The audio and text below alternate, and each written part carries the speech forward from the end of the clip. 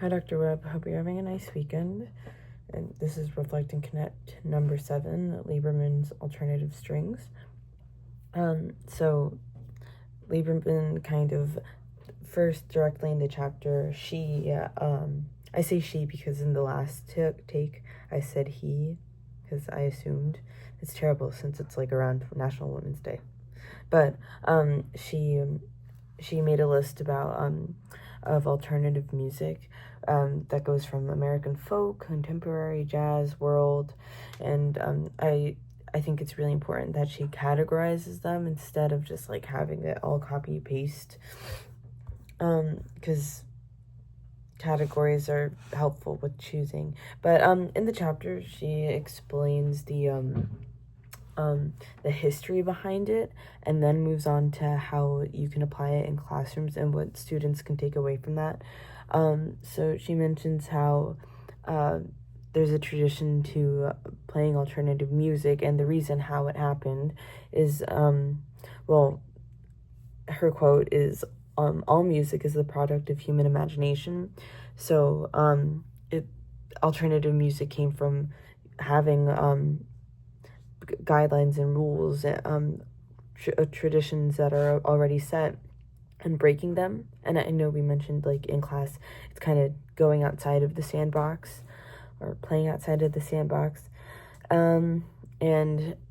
Alternative music also came from prior to music notating, so things were used by ear, and it's with things being played and taught by ear and personal interpretation, that's how things started to change. And because there wasn't notation, it allowed for interpretation and creativity, while also abiding by the standards. So let's say if you're learning a folk tune, like in that new folk music class that Dr. Shad is teaching, there are the standards to how that genre of music is supposed to sound, and then you make your own interpretation and you create. She explains the basic 5 parameters. That like I interpreted that as like a takeaway. Oh my goodness. As takeaways that students can get from learning non-traditional music. So it's like pressure. They'll learn how to use the proper weight to execute and make the sound accurate. Speed. Students experiment with fast and slow bows, and kind of so they can understand what's appropriate for what genre. Duration, so they're not overcompensating notes or undercompensating, or kind of just so they learn how to play in the right timing. There's methods of entry and departure, so it's how they learn how to start each note and end each note or phrase properly. And all of that, it kind of goes along with learning by ear, or like strengthening how they listen. And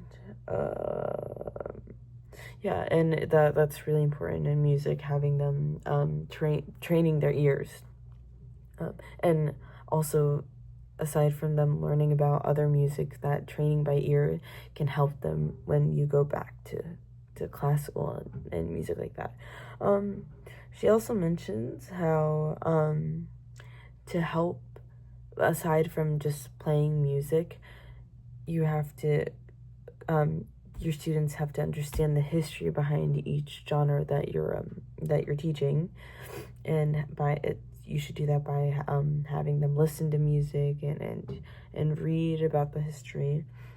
You can also have them improvise with those guidelines. So like I know you make an example in class sometimes how you can ask students to improvise, but having those guidelines help them with their creativity, and it helps them understand.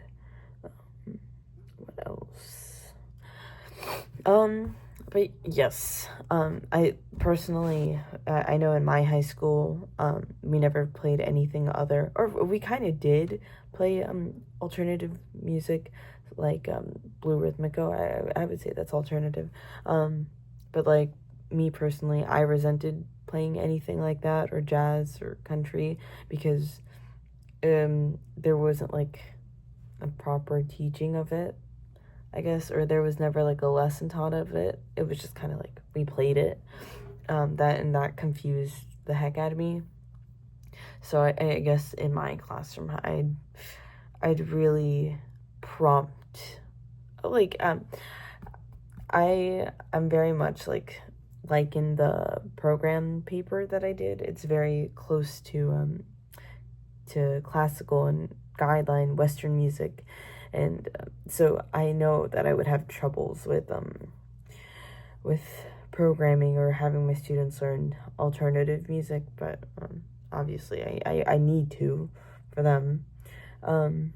But I guess having that in mind, that it's for them and it's to train their ears and it's gonna help them like learn history, and it's going kind of full circle. Like they learn this and then it comes back to classical.